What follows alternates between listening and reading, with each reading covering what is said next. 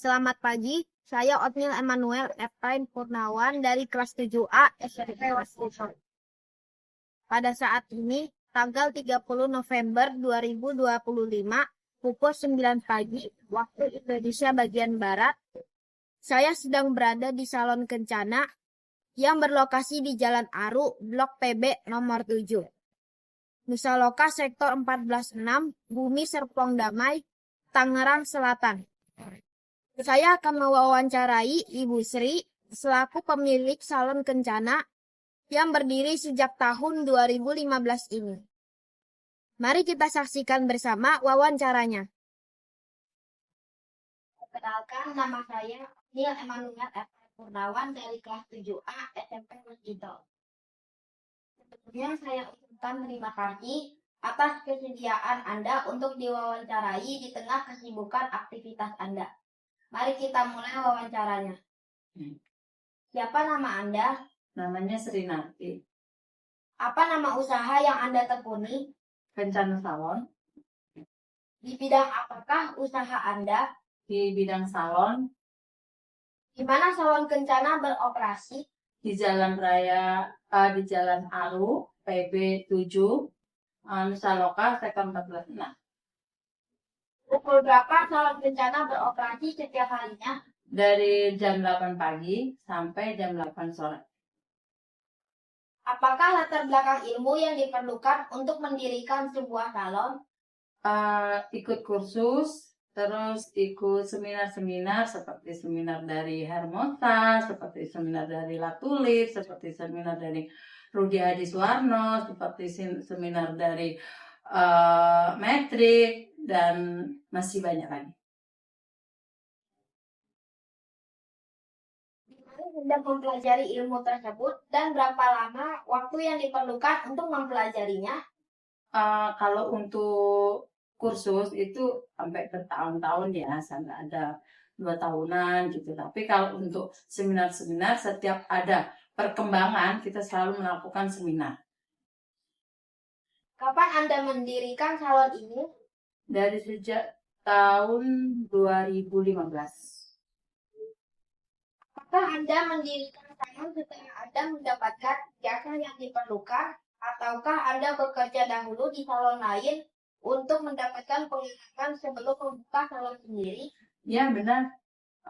Sebelumnya aku kerja dulu, kerja sampai 10 tahun, terus pindah-pindah kerja lagi di tempat-tempat salon-salon yang lebih besar gitu. Terus kursus-kursus gitu. Nah setelah itu baru aku memberanikan diri untuk buka salon sendiri. Apa saja peralatan dan bahan-bahan yang diperlukan untuk kegiatan operasional salon setiap harinya? Banyak, kayak misalkan gunting, terus catok, hair dryer, terus bahan-bahan krimbat, bahan-bahan dulur, terus bahan-bahan rambut, segala macam. Masih banyak lagi. Apakah Anda menggunakan jasa karyawan dalam menjalankan kegiatan operasional salon? Saya masih bekerja sendiri. Apa yang memotivasi Anda untuk menjadi seorang wirausaha?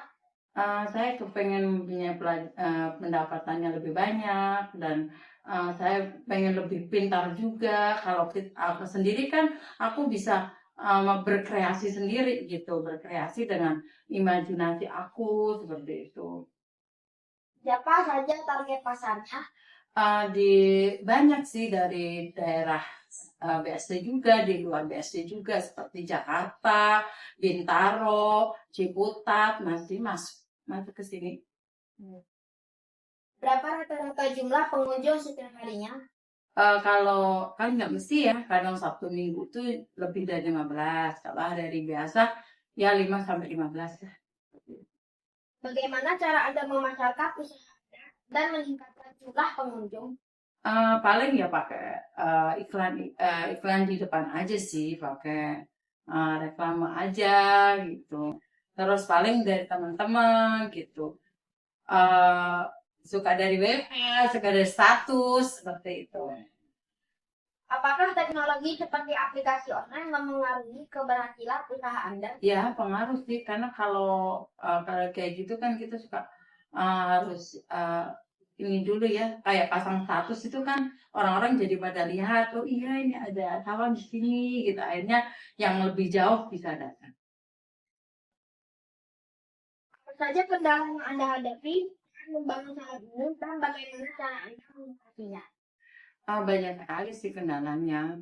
Ya kadang-kadang kalau situasinya lagi misalkan eh, lagi waktu-waktu ya, kayak misalkan tanggal tua kayak gitu, suka suka suka sepi juga sih gitu. Kalau lagi tanggal muda ya rame kayak gitu. Terus lagi anak-anak sekolah lagi pada libur rame kayak gitu. Macam-macam sih kendala. Kadang kalau lagi kayak kemarin pandemi juga ada kendala seperti itu.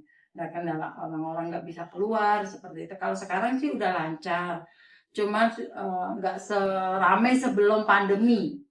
Kalau sebelum pandemi itu rame banget, tapi setelah pandemi mungkin banyak orang yang sudah pada melakukan kayak treatment-treatment sendiri gitu gara-gara YouTube gitu. Jadi akhirnya agak kurang gitu sedikit gitu. Apakah Anda memiliki target penjualan per bulannya? Pasti ada target. Cuma kadang-kadang sampai, kadang enggak. Karena namanya usaha ya, gitu ada maju.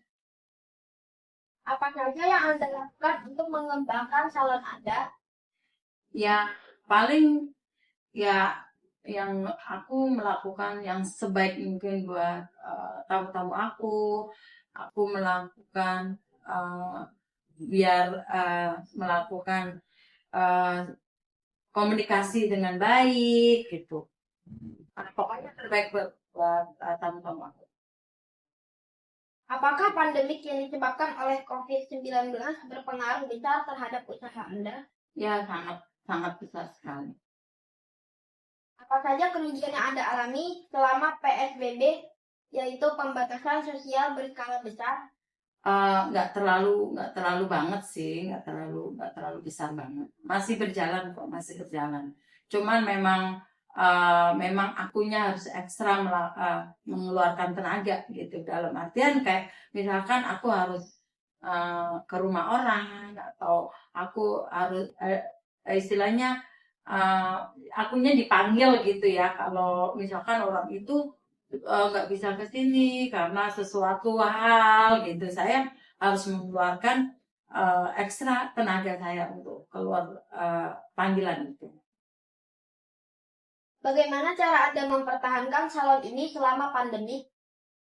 Ya, ya itu saya melakukan eh, menambah kayak misalkan saya harus berjualan gitu, berjualan yang lain gitu ya.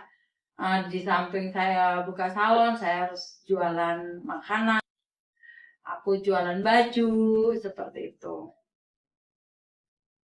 Apakah Anda mencari alternatif usaha lain selama pandemi? Ya itu saya melakukan penjualan. Apa harapan visi dan misi Anda untuk mengembangkan salon ini dalam 10 tahun ke depan? Pengen lebih besar, pengen punya cabang, pengen punya banyak karyawan biar banyak banyak yang bisa mendapatkan pendapatan juga seperti itu. Apa pesan motivasi Anda kepada generasi muda untuk mendorong mereka menjadi wirausaha? Janganlah takut dengan memulai. Kalau kita takut memulai, kita nggak akan maju. Kalau kita berani memulai, dan jangan takut untuk rugi. Karena uh, kalau kita takut rugi, kapan kita akan mulai? Mulailah. Satu, belajar dulu, belajar sebaik-baiknya. Setelah itu kita berani memulai untuk melakukan usaha. Nah, kalau kita udah memulai kan tahu nih, oh iya ternyata usaha itu asik sekali, dan bisa mendapatkan pendapatan lebih banyak daripada kita bekerja ke orang lain. Terima kasih banyak Ibu Sri atas waktunya. Semoga wawancara ini dapat menjadi motivasi bagi saya dan para penonton yang ingin menjadi seorang pengusaha nantinya. Oke, Semoga usaha Anda lancar dan sukses selalu. terima kasih.